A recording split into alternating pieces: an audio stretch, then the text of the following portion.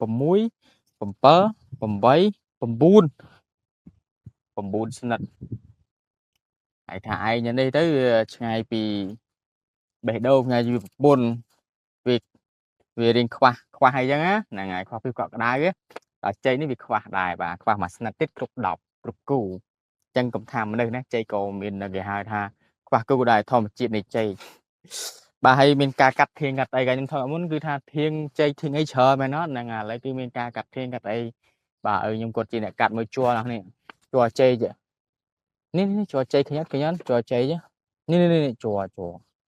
មួយជួរវាដូចទឹកចឹងឡាយដូចស្អីអ្នកនេះ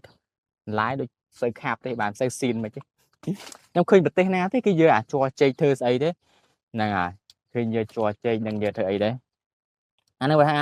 យើងចេះជំនាញអីជាប្រកាសអីចឹងណាមិនថាជួរជ័យមិនថាមានប្រយោជន៍ទាំងអស់មិនថាអត់ប្រយោជន៍ដើមជ័យនៅពេលដែលផ្លែអ្នកគ្នាមើលផ្ទះខ្ញុំនៅពេលដែលផ្លែជ័យគឺថានេះអូខ្ញុំជឿកាមេរ៉ាកាន់ដល់លើខ្ញុំមិនបាក់កាន់ខាងក្រោមបាទអ្នកនេះគឺថាដើមជ័យយើងគឺទុកចោលវាស្ដាយដែរតែធ្វើម៉េច